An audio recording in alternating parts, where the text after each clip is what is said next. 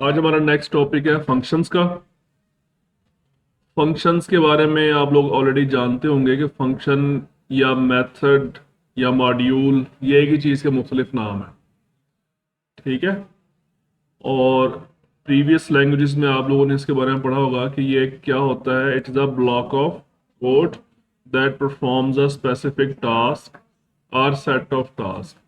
Normally कोशिश तो ये की जाती है कि हर फंक्शन का जस्ट एक स्पेसिफिक टास्क हो, लेकिन वो एक से ज़्यादा टास्क भी परफॉर्म कर सकता है। ठीक है। तो हम फंक्शंस को डिफाइन करते हैं विद इन क्लासेस। ठीक है।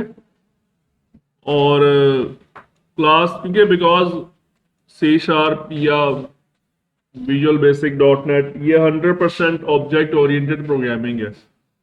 सी लैंग्वेज में सी प्लस प्लस में क्लास के बगैर भी प्रोग्राम बन जाता था, लेकिन जावा, सी शार्प, वीबी डॉट नेट इसमें क्लास के बगैर प्रोग्राम नहीं बनता। तो वो जो फंक्शंस जितने भी बनेंगे सारे क्लासेस के अंदर ही बनेंगे। ठीक है। तो ये इसका सिंटैक्स है। आप सिंटैक्स से पहले एक चीज और जैसे फंक्शन का फायदा क्या होता है बनाने का, होपफुली आप लोगों को पता होगा ये सारी चीजें कि फंक्शन बनाने का फायदा क्या होता है कि हम कोड को रीयूज कर सकते हैं। जो काम हमें बार बार करना पड़ रहा है उसको एक दफा फंक्शन के अंदर लिख के रख लेंगे और जब भी उसकी जरूरत पड़ेगी हम उसको कॉल कर लेंगे। ठीक है। नॉर्मली फंक्शन एक दफा डिफाइन होता है लेकिन उसको मैनी टाइम्स कॉल किया जाता है।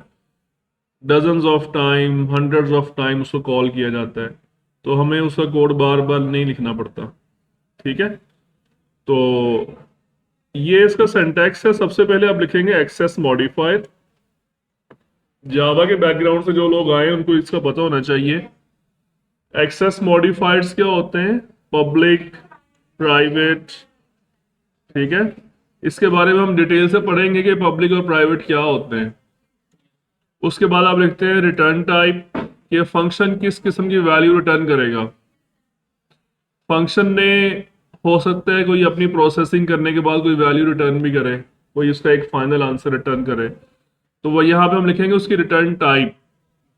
रिटर्न टाइप से मुराद क्या है? कोई डेटा टाइप होगी, लाइक इंट है, डबल है, स्ट्रिंग है, इवन कोई क्लास भी हो सकती है। ठीक है। तो उसके बाद आएगा फंक्शन का नाम।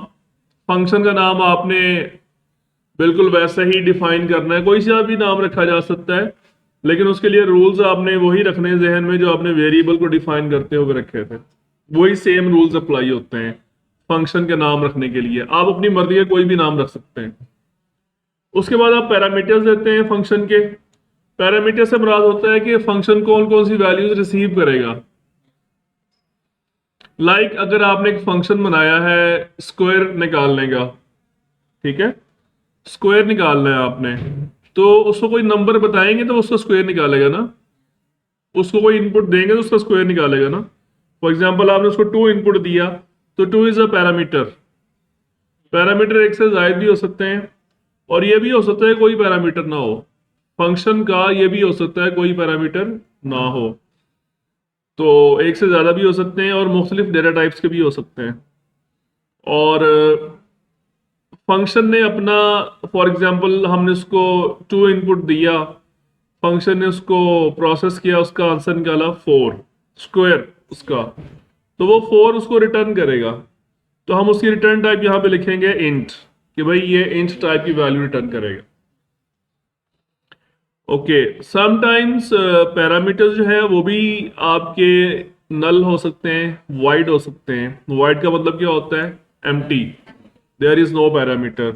और सम टाइप उसकी जो रिटर्न टाइप है वो भी वाइड हो सकती है कि फंक्शन कोई चीज रिटर्न नहीं करेगा। वाइड का मतलब होता है नथिंग। ओके। उसके बाद नेक्स्ट इसकी बॉडी है, कोड ब्लॉक भी कह सकते हैं आप इसको। यहां से स्टार्ट हो रही है, यहां पे एंड हो रही है।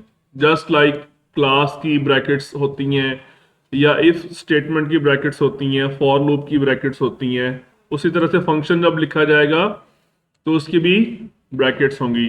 और उसमें आप जितनी चाहें स्टेटमेंट्स लिख सकते हैं इसके अंदर, इसकी बॉडी के अंदर। ठीक है।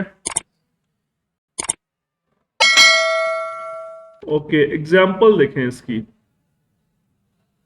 एग्जाम्पल क्या दी हुई है, ये फंक्शन बनाया हुआ हमने देखा, पब्लिक, उसके बाद क्या लिखा है स्टैटिक, उसके बाद क्या लिखा है इंट।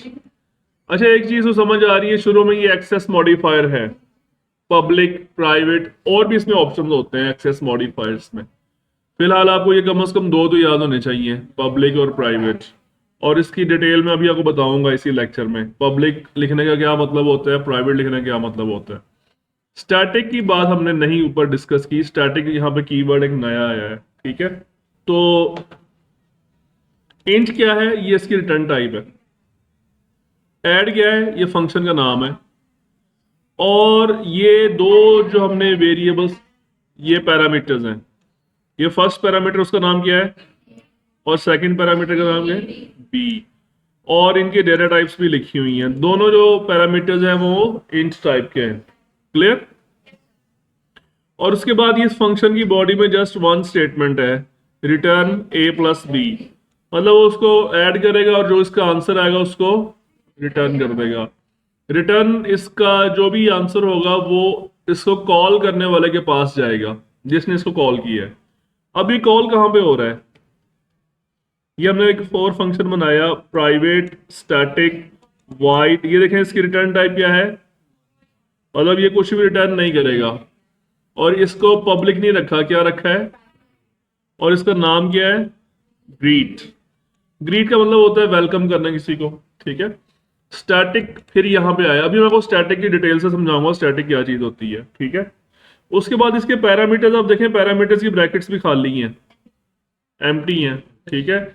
और इसमें जस्ट वन स्टेटमेंट है, console dot right line hello world, just one statement, उसके बाद ये फंक्शन खत्म हो गया, समझ आ गई। उसके बाद हमारा मेन फंक्शन आ गया जो कि हम नॉर्मली बनाते हैं हर प्रोग्राम के अंदर, ठीक है। अब आप ये देखें, ये हमारी क्लास थी, इस क्लास का नाम क्या है एग्जाम्पल फंक्शंस, और इसमें तीन फंक्शन है, एक पहले फंक्शन का नाम क्या है, दूसरे का नाम क्या है, और तीसरा। तो इसमें से सबसे पहले कंपाइलर कौन सा फंक्शन एग्जीक्यूट करेगा, मेन फंक्शन। हालांकि वो मेन फंक्शन सबसे एंड में लिखा हुआ है, लेकिन ये कंपाइलर को पता है कि जब मैंने इस क्लास को रन करना है तो सबसे पहले कौन सा फंक्शन चलेगा, मेन फंक्शन, समझ आ गई। तो मेन फंक्शन जब चलेगा तो आप इस पे जरा गौर करेंगे, ये क्या हो रहा है यहाँ पे, दिस इज फंक्शन कॉल, ठीक है। फंक्शन कॉल में हमने उसका प्रोसीजर क्या होता है फंक्शन कॉल करने का, कि सबसे पहले फंक्शन का नाम लिखा जाता है, हम इस फंक्शन को कॉल कर रहे हैं ऐड के फंक्शन को, और फिर उसको पैरामीटर्स जो जो रिक्वायर्ड होते हैं, उसके पैरामीटर्स को, दो पैरामीटर्स रिक्वायर्ड है और दोनों इंट टाइप के पैरामीटर्स चाहिए इसको, ठीक है। तो उसको हमने दो वैल्यूज दी 3 और 5। ये 3 जो वैल्यू है ये किसके पास जाएगी, ए के पास, और 5 फंक्शन इसको। अच्छा अब ये सुने, जब ये फंक्शन कॉल हो रही होगी तो कंपाइलर इस मेन फंक्शन को इधर ही पॉज कर देगा, क्या करेगा, ये अपनी एग्जीक्यूशन यहां पे मेन की रुक जाएगी, तो फिर किसकी एग्जीक्यूशन स्टार्ट होगी, ऐड वाले फंक्शन की। ऐड वाला फंक्शन है उसकी एग्जीक्यूशन स्टार्ट हो जाएगी, जब तक वो अपनी एग्जीक्यूशन कंप्लीट नहीं करेगा मेन फंक्शन उधर ही पॉज कंडीशन में खड़ा रहेगा, वो आगे नहीं जाएगा। इसका आंसर निकलेगा, क्या आंसर आएगा इसका 8। ये रिटर्न करेगा कि भाई जिसने मुझे कॉल किया है ये लो उसका आंसर, ठीक है। ये आंसर वापस आया, ये कहां पे जाएगा, ये इस वेरिएबल में जाएगा। ये हमने शुरू में लिखा है ना इंट सम, ये इसी मकसद के लिए रखा हुआ है कि ऐड फंक्शन ने जो आंसर रिटर्न करना है वो इस वेरिएबल में रख दो, क्लियर।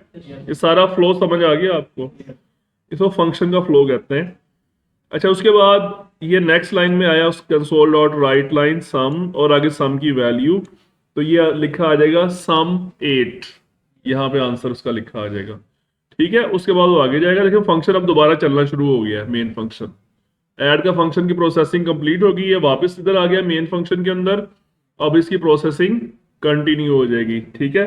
उसके बाद नेक्स्ट लाइन में आया this is again a function call greet, कि अब ये ग्रीट वाला फंक्शन कॉल होगा। अब आपका मेन फंक्शन यहाँ पे अगेन पॉज कंडीशन में आ जाएगा, रुक जाएगा यहाँ पे, और कंपाइलर इस फंक्शन को प्रोसेस करना शुरू करेगा। There is no parameter for this function, तो इसलिए यहां पर इसकी ब्रैकेट्स खाली हैं।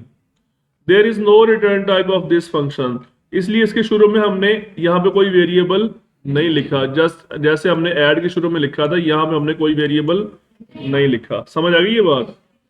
तो अब ये ग्रीट का फंक्शन चलना शुरू होगा, वो जस्ट वन स्टेटमेंट प्रिंट करेगा हेलो वर्ल्ड और फिर वापस आ जाएगा। उसके बाद मेन फंक्शन की क्लोजिंग ब्रैकेट चलेगी और ये प्रोग्राम एंड हो जाएगा। समझ आई?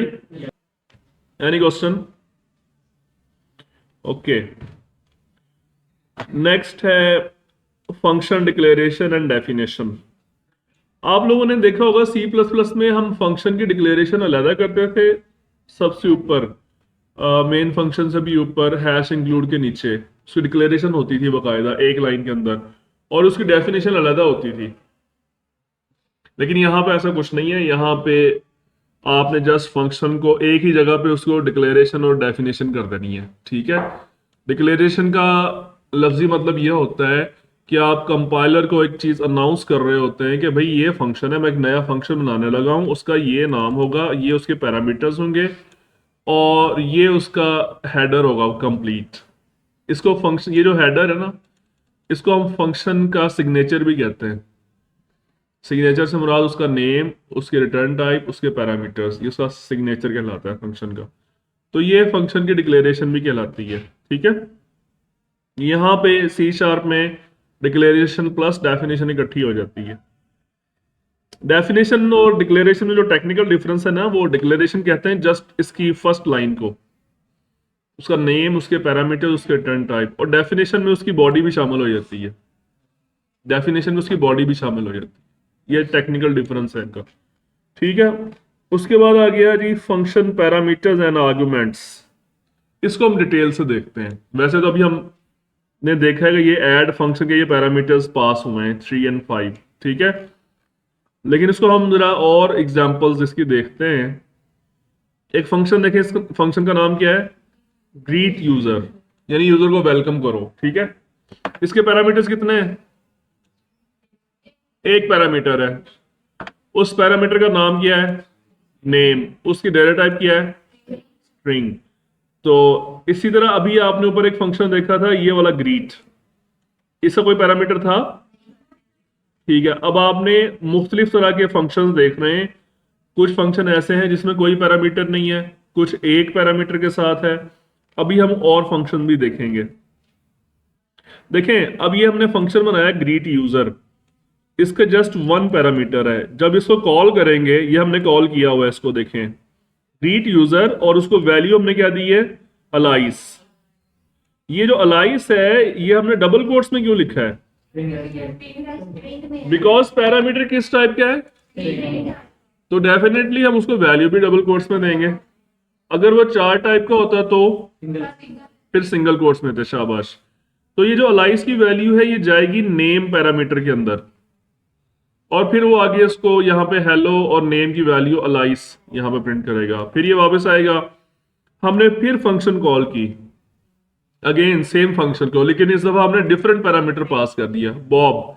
अब ये बॉब जाएगा इस नेम में, यहाँ पे लिखा आ जाएगा हेलो बॉब, और फिर ये वापस आ जाएगा। समझ आ गई बात? तो यहाँ पे आपने देखा कि एक फंक्शन हमने एक दफा डिक्लेयर किया है, डिफाइन किया है, लेकिन उसको 2 दफा कॉल किया है। ठीक है, उसके बाद एक और एग्जांपल देखते हैं। ये है जी एक और फंक्शन, इसका नाम क्या है? इससे कितने पैरामीटर्स हैं? तो पहला ये पैरामीटर है, फिर सिटी। तो आप यहां पे देखें, हमने कुछ पैरामीटर्स स्ट्रिंग टाइप के हैं और कुछ। सो दिस इज पॉसिबल कि एक फंक्शन के अंदर different parameter, different data types के पैरामीटर्स हों। ठीक है, तो यहां पे जस्ट डिस्प्ले हो रहा है और कुछ भी नहीं हो रहा। ये देखें, एक दफा हमने इसको कॉल किया। अच्छा, यहाँ पे एक और इंटरेस्टिंग चीज देखें, ये सी शार्प के अंदर ऐसी चीज है जो आपको डॉट नेट में मिलेगी और कहीं भी नहीं मिलेगी, और कुछ है लैंग्वेजेस, सी प्लस प्लस में ये चीज नहीं है। देखें, फंक्शन को कॉल करने के लिए जरूरी होता है कि यहाँ पे डिक्लेरेशन के अंदर जिस सीक्वेंस में पैरामीटर्स डिफाइन है, आपने उनको कॉल करते हुए भी उसी सीक्वेंस में पैरामीटर्स देने हैं। यानी अगर फर्स्ट करें, पहले नेम देना है, फिर एज और फिर सिटी। तो कॉल करते हुए भी पहले नेम ही लिखेंगे ना, फिर एज लिखेंगे, फिर सिटी लिखेंगे, ऐसे ही है ना। लेकिन इसमें एक टेक्निक है, उसमें आप इसको अपनी मर्जी से चेंज भी कर सकते हैं। यहाँ पे देखें उसने चेंज किया भी हुआ है गालिबन, ये देखें यहाँ पे उसने पैरामीटर का नाम लिख दिया शुरू में, नेम कॉलन, भाई नेम की वैल्यू ये है, एज की वैल्यू ये है, सिटी की वैल्यू ये है। लेकिन जो सेकंड कॉल की है उसमें सिटी पहले लिख दिया उसने, बिकॉज साथ पैरामीटर का नाम ही लिखा हुआ है कि ये जो वैल्यू है किसकी है, सिटी की, ये वैल्यू किसकी है, और ये वैल्यू किसकी है। So this is possible, order can be changed. लेकिन अगर आपने ऑर्डर चेंज करना है तो फिर शुरू में पैरामीटर का नाम लिखें, ठीक है। अगर आप पैरामीटर का नाम नहीं लिख रहे तो फिर आपने उसी सीक्वेंस में लिखना है जो जैसे ऊपर डिफाइन हुए हैं। समझ आ गई बात? अगर नीचे पैरामीटर चेंज भी कर देंगे तो प्रिंट वैसे होगा जो होता है ऊपर। जी जी जी बिल्कुल वैसे। सेम टाइप के जो है वो रहता है, पहले से है और जो डिफरेंट है as you like.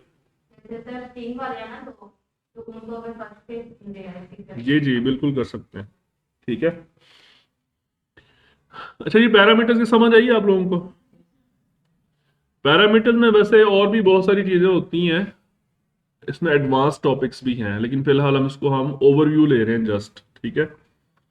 Return statement आ गई। रिटर्न स्टेटमेंट अभी हम पढ़ के तो आए हैं वैसे, लेकिन हम इसकी एक और एग्जांपल भी देख लेते हैं। रिटर्न करना फंक्शन के लिए लाजमी नहीं होता, ठीक है। डिपेंड करता है फंक्शन की रिक्वायरमेंट पे कि वहां से रिटर्न होना चाहिए या नहीं होना चाहिए, ठीक है। तो इसका एक है आसान सा एक थंब रूल समझ लें कि जब आप समझते हैं फंक्शन ने एक वैल्यू प्रोड्यूस करनी है, फाइनल एक रिजल्ट प्रोड्यूस करना है, तो फिर आप उसको रिटर्न करवाएं, ठीक है।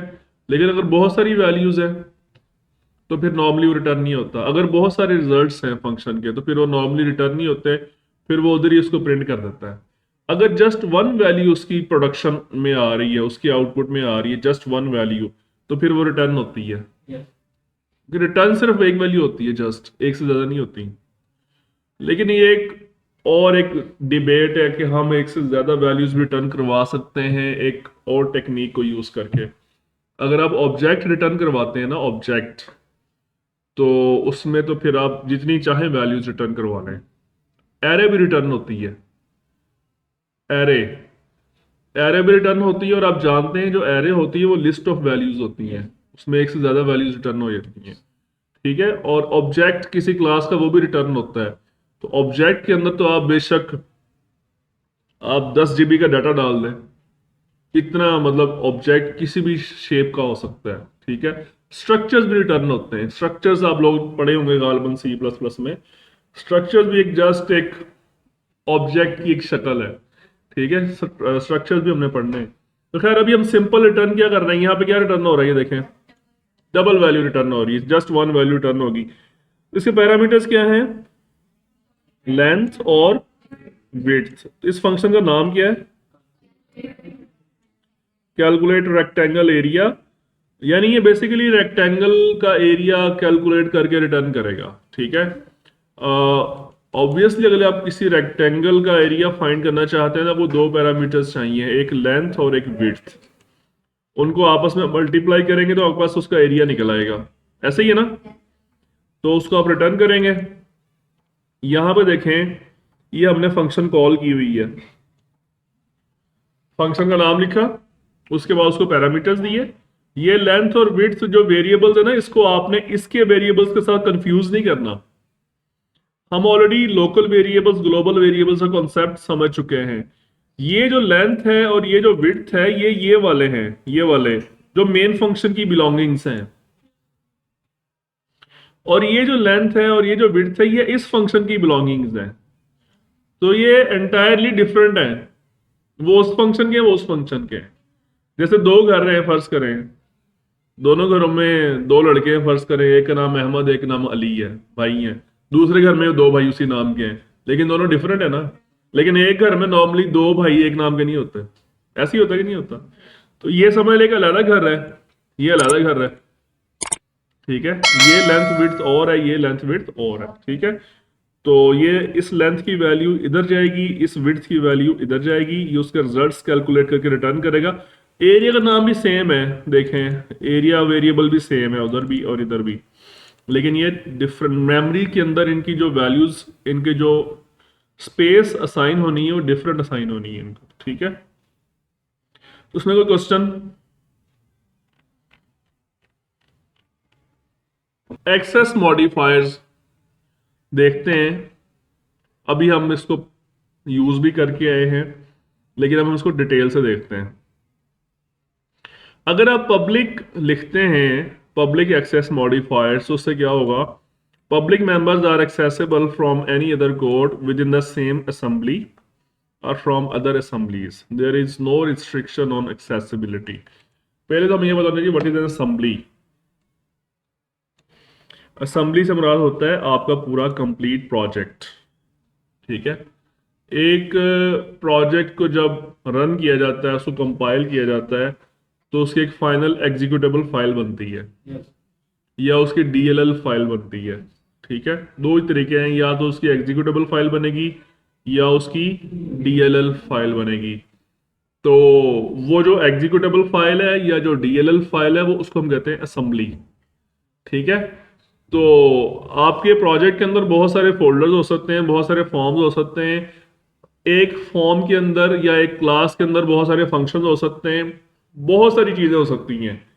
जो पब्लिक मेंबर होता है, पब्लिक फंक्शन है या कोई पब्लिक वेरिएबल होता है, वो पूरे प्रोजेक्ट में एक्सेसिबल होता है, इवन प्रोजेक्ट के बाहर भी एक्सेसिबल होता है। तो कुछ चीजें जो आप चाहते हैं कि ये हम इसको ओपन रखना है, इसकी एक्सेस को, कि यूजर बाहर से भी इसको एक्सेस कर सके, पूरे प्रोजेक्ट के अंदर भी एक्सेस कर सके, उसको हम पब्लिक रखते हैं। ठीक है, प्राइवेट, अच्छा, जितना ये इसका एक्सेस ओपन है उतनी ही इसकी एक्सेस क्लोज्ड है। प्राइवेट जो समझ लें सबसे आखिरी लेवल है एक्सेस का, सबसे क्लोज्ड लेवल, और ये सबसे ओपन लेवल एक्सेस है। ठीक है, private members are only accessible within the same type और क्लास। ये किसी एक क्लास के अंदर ही यूज हो सकते हैं और कहीं यूज नहीं हो सकते। फॉर एग्जाम्पल यहाँ पे लिखा हुआ है static void main. Main function तो खैर इसको हमें पब्लिक ही रखना पड़ता है, इसको प्राइवेट नहीं किया जा सकता। अगर कोई और फंक्शन होता है उसके शुरू में प्राइवेट लिख देते हैं हम, तो ये फंक्शन सिर्फ इसी क्लास के अंदर एक्सेसिबल होता, इस क्लास से बाहर उस सेम प्रोजेक्ट के अंदर भी एक्सेसिबल नहीं है, सेम प्रोजेक्ट के अंदर किसी और क्लास के अंदर। ठीक है, प्रोटेक्टेड एक्सेस मॉडिफायर क्या करता है? Protected members are accessible within the same type, यानी कि सेम क्लास। जिस क्लास में बनाए गए हैं उस क्लास में तो एक्सेसिबल होंगे, उसमें तो सारे एक्सेसिबल होते हैं, पब्लिक भी प्राइवेट भी सारे होते हैं। और दूसरी स्पेशलिटी क्या है इसकी? बाई डिराइव्ड टाइप्स, यानी जो उसकी चाइल्ड क्लासेस हैं वहां पर भी एक्सेसिबल होंगे। ठीक है, otherwise they are not accessible from outside the class. Okay, उसके बाद इंटरनल मेंबर्स हैं। Internal members are accessible within the same assembly, they are not accessible from outside the assembly. तो असेंबली का मैंने आपको बताया हुआ है ऑलरेडी कि एक प्रोजेक्ट को जब आप कंपाइल करते हैं तो उसकी एग्जीक्यूटेबल फाइल बनती है, या आप कह सकते हैं असेंबली की जगह पे प्रोजेक्ट का वर्ड भी यूज कर सकते हैं। ठीक है, पूरे प्रोजेक्ट में एक्सेसिबल है, लेकिन आउटसाइड द प्रोजेक्ट एक्सेसिबल नहीं है। जो पब्लिक मेंबर्स थे वो आउटसाइड द प्रोजेक्ट भी एक्सेसिबल थे। ठीक है, प्रोटेक्टेड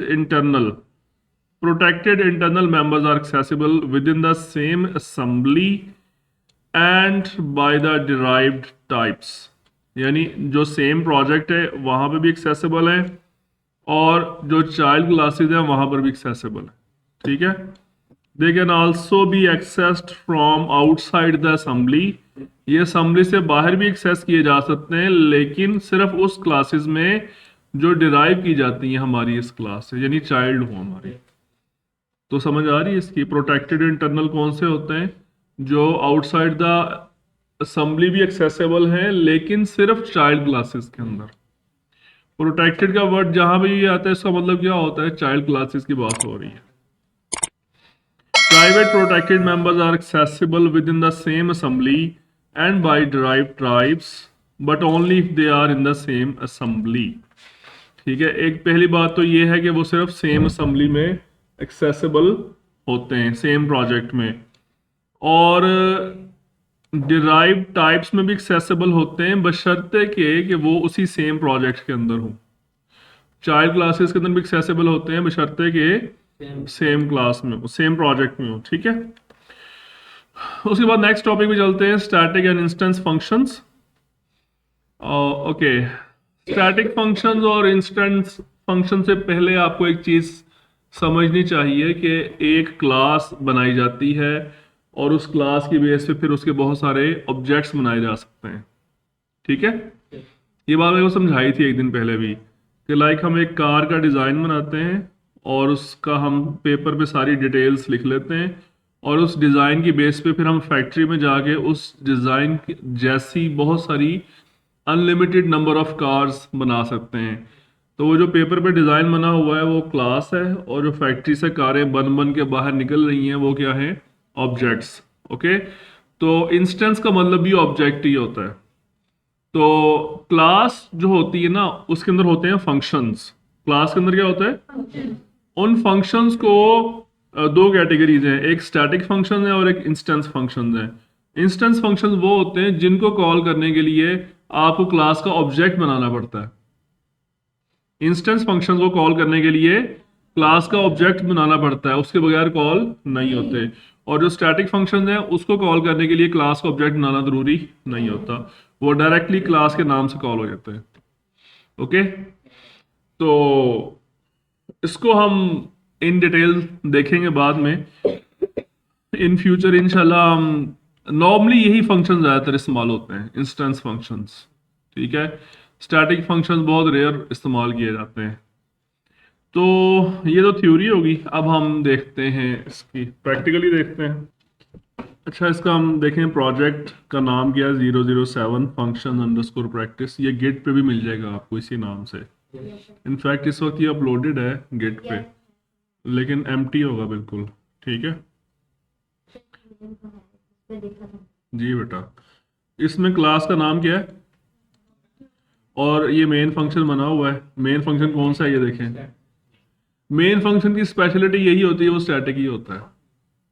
ये कंसोल एप्लीकेशन जितनी भी बनेंगी उसमें मेन फंक्शन स्टैटिक ही होगा। उसकी रीज़न क्या है कि मेन फंक्शन आपकी क्लास के जब ऑब्जेक्ट बनता है उसका हिस्सा नहीं होता।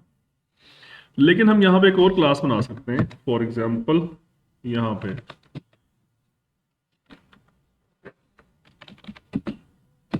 क्लास का नाम क्या है, फर्ज करें कार ही रख लेते हैं हम क्लास का नाम। ठीक है, ये क्लास कार बन गई। ओके, अब हम बनाएंगे इसके अंदर फंक्शंस। फंक्शन बनाने का तरीकाकार क्या होता है, सबसे पहले उसका एक्सेस मॉडिफायर लिखा जाता है, उसके बाद उसकी return type, for example wide, उसके बाद फंक्शन का नाम। फॉर एग्जांपल हमने बोला फंक्शन का नाम क्या है, ग्रीट, वेलकम। ठीक है, उसकी ओपनिंग क्लोजिंग ब्रैकेट्स में पैरामीटर्स लिखे जाते हैं, वो भी हमने खाली छोड़ दिए हैं फिलहाल। ठीक है, तो उसके बाद उसकी कोड ब्लॉक उसका। ठीक है, समझ आ गई, बन गया फंक्शन। और ये किस क्लास के अंदर है, कार।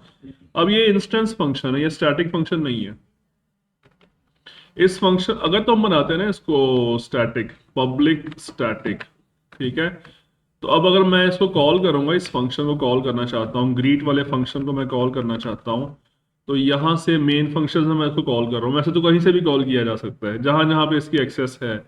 फिलहाल ये हमारे ने मतलब यहाँ पे इसकी एक्सेस है, तो मैं इसका कैसे कॉल करूँगा, कार डॉट, ये देखें इसका नाम आ गया सामने, ग्रीट। बस ये हो गया कॉल।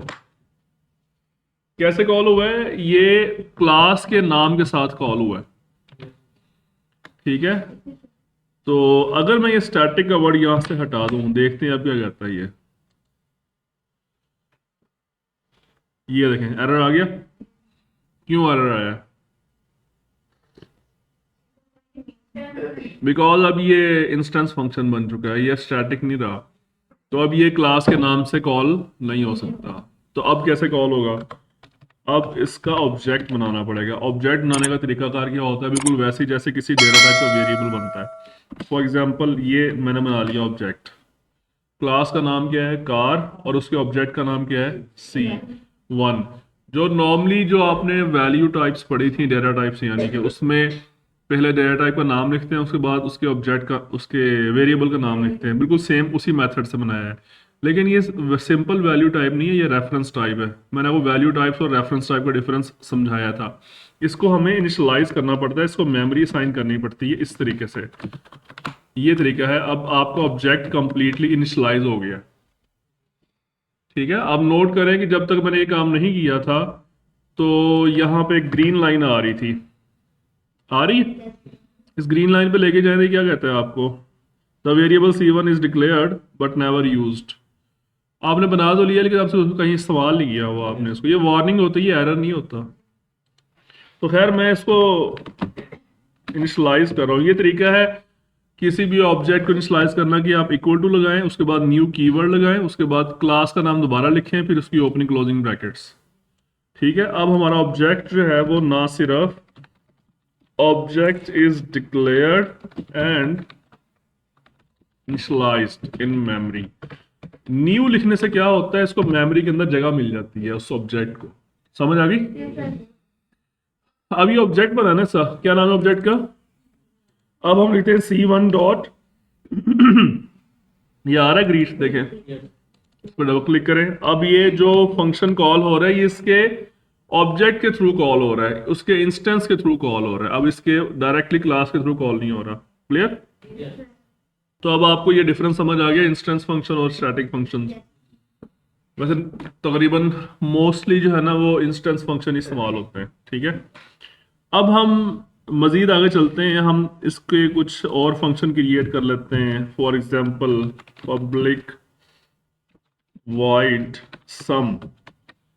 सम के नाम का फंक्शन बनाया। वैसे तो कार के अंदर ऐसे किसी फंक्शन की कोई लॉजिक नहीं बनती, लेकिन हम जस्ट एग्जांपल के तौर पे देख रहे हैं। ठीक है, ये इसका एक पैरामीटर हम दो दे देते हैं, एक A और एक B। ये हमने पैरामीटर्स डिफाइन कर दिए।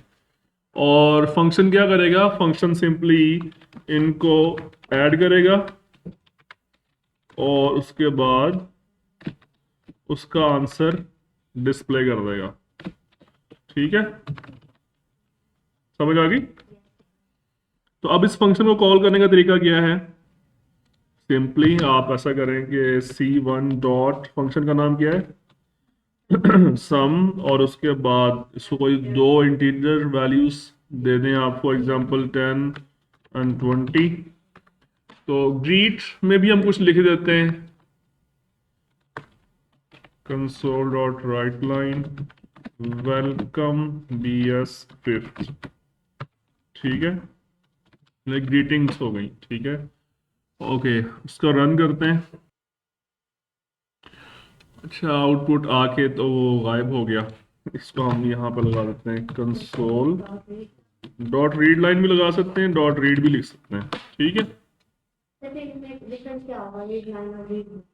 रीड लाइन होता है पूरी स्ट्रिंग रीड करने के लिए, रीड होता है जस्ट वन कैरेक्टर रीड करने के लिए। ये वेलकम BS5 ये कहा किस फंक्शन का आउटपुट है, ग्रीट का। शाबाश।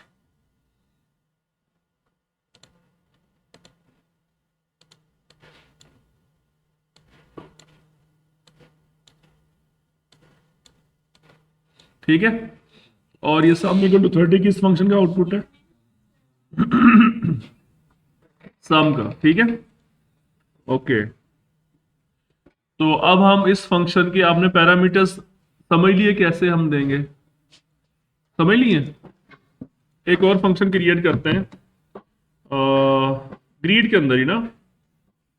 हम यहाँ पे लिखते हैं इंट और n लिखते हैं यहाँ पे, और यहाँ पे एक लूप लगाते हैं, फूल बूटे लगा देते हैं थोड़े से। ठीक है, अब फूल बूटे कंसोल एप्लीकेशन में कैसे लगाए जा सकते हैं,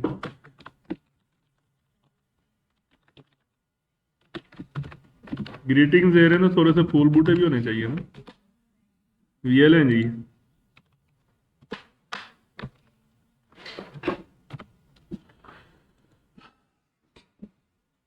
अच्छा, ये ग्रेड का फंक्शन का हमने एक पैरामीटर डिफाइन किया, ऐसे ही है ना? तो अब यहाँ पे एरर आ रहा है, क्यों आ रहा है एरर? यहाँ पे यानी शाबाश, इसको एक वैल्यू देनी पड़ेगी ना हमें अब। यहाँ पे फंक्शन कॉल किया।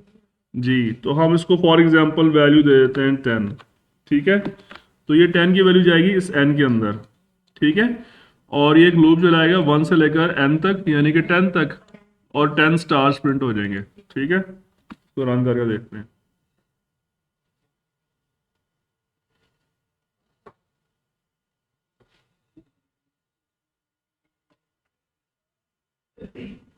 ठीक है, 10 स्टार्स प्रिंट हो गए। ये जो फंक्शन है ये हमारे कंट्रोल में आ चुका है, मतलब हम इसको जितने स्टार्स चाहे प्रिंट करवा सकते हैं। हम यहाँ पे 10 की बजाय 20 कर दें। जी बेटा, कॉल करते हुए आप मेंशन कर सकते हैं कि कितने स्टार्स प्रिंट होने चाहिए, ठीक है? ओके। और अब हम इसका एक और पैरामीटर डिफाइन करते हैं 4, और हम इसको सी एच रख सकते हैं। I hopefully C H is not a keyword. और यहाँ पे ये जो है ना स्टार, इसकी जगह पे हम क्या कहते हैं, सी एच की वैल्यू प्रिंट करो, ठीक है? यानी अब हमने इसको मोर कंट्रोल में ले लिया है फंक्शन को। ना सिर्फ हम ये बता रहे हैं कि कितने कैरेक्टर्स प्रिंट होने चाहिए, बल्कि ये भी बता रहे हैं कि कौन सा कैरेक्टर प्रिंट होना चाहिए। तो यहाँ पे फिर एरर आ रहा है, क्यों आ रहा है? शाबाश, तो हम कैरेक्टर कोई और दे देते हैं, फॉर एग्जाम्पल दिस, या जो भी आप देना चाहें, ठीक है?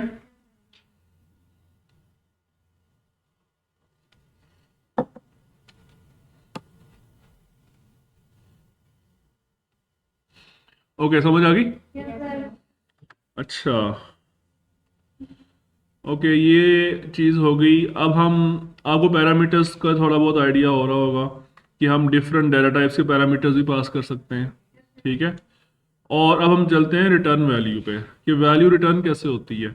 ये हमें वॉइड लिखा हुआ है ना, इसको हम चेंज करेंगे। यहाँ पर हम लेते हैं इंट। जिस टाइप की वैल्यू आप रिटर्न करना चाहते हैं ना, वो डाटा टाइप यहाँ पे लिखते हैं आप। जैसे ही आपने इसकी डाटा टाइप चेंज की है तो यहाँ पे एरर मैसेज आना शुरू हो गया है। इस पे आप माउस लेके जाए तो बताएगा आपको कि car dot sum not all code path return a value. वो कह रहा है आप रिटर्न तो कर नहीं रहे। रिटर्न करने का तरीका क्या क्या होता है कि लास्ट स्टेटमेंट पे जाएं और वहां पे जाके लिखें रिटर्न। रिटर्न व्हाट, क्या चीज रिटर्न करनी है आपने? सम इंटीजर वैल्यू रिटर्न होना चाहिए। तो आप इस फंक्शन को देखते हुए, जो ये फंक्शन परफॉर्म कर रहा है, ये बेसिकली दो वैल्यूज को ऐड कर रहा है, और आंसर किस में आ रहा है? तो सी रिटर्न होना चाहिए ना, ओके? अब ये जो है यहाँ पे देखें, ये यहाँ पे कॉल हो रहा है ना। अब इसका एक आंसर वापस आना है। देखें, कॉल करते हुए तो आपने ये 10 की वैल्यू दी ए को, और आपने बी की वैल्यू 20 की वैल्यू दी बी को, लेकिन जब ये आंसर सी रिटर्न हो रहा है, ये कहाँ जाएगा? ये कॉलिंग फंक्शन के पास वापस आंसर जाएगा। कॉलिंग फंक्शन कौन है? मेन है, जो इसको कॉल कर रहा है। तो ये उसके पास कोई ऐसा वेरिएबल होना चाहिए जहां पे उसको रखे, तो हम वेरिएबल का नाम यहाँ पे लिखेंगे। तो अब ये सी का आंसर इधर जी के अंदर आके सेव हो जाएगा। समझ आ गई? तो ये तरीका होता है वैल्यू रिटर्न करवाने का। अच्छा, ये जो आपने वेरिएबल बनाया है ना जी, ये जो आपने जी वेरिएबल बनाया है ना, ये इसकी data type, return data type के साथ मैच होना चाहिए। बिकॉज इधर से उसने वैल्यू रिटर्न करनी है इंट टाइप की, तो इधर से उसको रिसीव करने वाला भी कोई इंट वेरिएबल ही होना चाहिए। इधर कोई फ्लोट डबल नहीं होना चाहिए। समझ आ रही है? ओके, अब हम इसका answer sum is dollar sign लगाते हैं इनसाइड मेन फंक्शन, ठीक है? वो कह रहा है कि आपका जो आंसर है वो ये है सम, और ये आंसर कहाँ प्रिंट हो रहा है? मेन फंक्शन के अंदर, ठीक है?